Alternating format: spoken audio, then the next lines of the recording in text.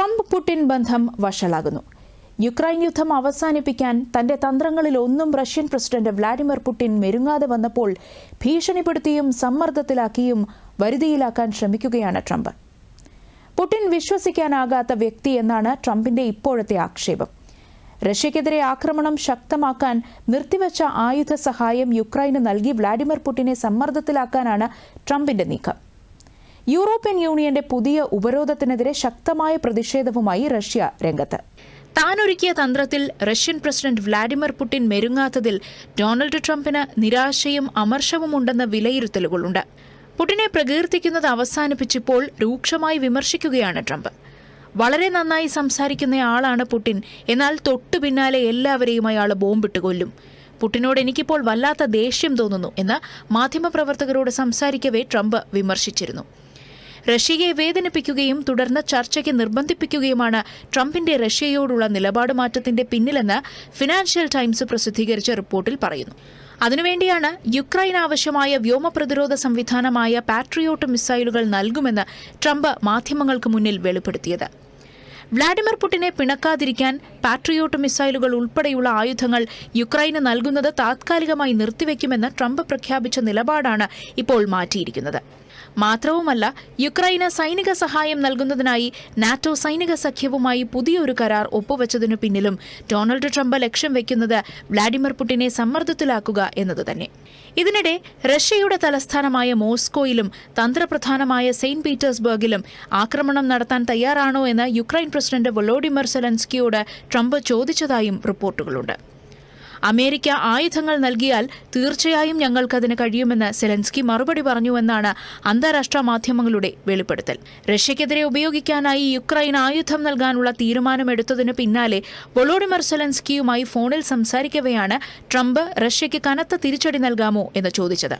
BRICS രാജ്യങ്ങൾ സ്വന്തം കറൻസിയെക്കുറിച്ചും ബാങ്കിനെക്കുറിച്ചുമൊക്കെ ചിന്തിക്കുന്ന കാലമാണ്. ബ്രിക്സ്, G20 തുടങ്ങിയ കൂട്ടായ്മകൾ അമേരിക്കൻ മേധാവിത്വത്തെ വിറപ്പിക്കുമ്പോഴാണ് ട്രംപിന് വേണ്ടി മാർക്ക് റൂട്ടെ പോലുള്ളവർ ഭീഷണി മുഴക്കുന്നത്. അതേസമയം റഷ്യയ്ക്ക് ഉപരോധം ഏർപ്പെടുത്തുന്ന കാര്യത്തിൽ യൂറോപ്യൻ യൂണിയന് പോലും പൊതുധാരണയില്ല. 2027 അവസാനത്തോടെ റഷ്യയിൽ നിന്നുള്ള പാചകവാതക ഇറക്കുമതിക്ക് വിലക്ക് ഏർപ്പെടുത്താൻ യൂറോപ്യൻ യൂണിയൻ കഴിഞ്ഞ മാസം ഒരു നിർദ്ദേശം മുന്നോട്ടുവച്ചു. പക്ഷേ അത് ഹംഗറിയും സ്ലോവാക്യയും തടഞ്ഞു. യൂറോപ്യൻ യൂണിയനിൽ തന്നെ റഷ്യയ്ക്ക് കൂടുതൽ ഉപരോധങ്ങൾ ഏർപ്പെടുത്തുന്ന കാര്യത്തിൽ സമവായമില്ലാത്ത കാലത്താണ് ബ്രിക്സ് രാജ്യങ്ങളെ മര്യാദ പഠിപ്പിക്കാൻ മാർക്ക് ഇറങ്ങിയിരിക്കുന്നത്. യുക്രൈനിൽ നാറ്റോ പരാജയപ്പെടുമ്പോഴാണ് ഇന്ത്യയെപ്പോലുള്ള രാജ്യങ്ങൾക്കില്ലാത്ത അധികാരമുപയോഗിച്ച് അധിക തീരുവ ചുമത്തുമെന്ന് ഭീഷണി മുഴക്കുന്നത്. റൂട്ടേക്കുള്ള മറുപടി ഇന്ത്യ വ്യക്തമായി തന്നെ കൊടുത്തിട്ടുണ്ട്. രാജ്യത്തിനാവശ്യമായുള്ള ക്രൂഡ് ഓയിൽ എവിടെ നിന്നും വാങ്ങാനുള്ള സ്വാതന്ത്ര്യം ഇന്ത്യയ്ക്കുണ്ടെന്ന് കേന്ദ്രമന്ത്രി ഹർദീപ് സിംഗ് പുരി മറുപടി നൽകി.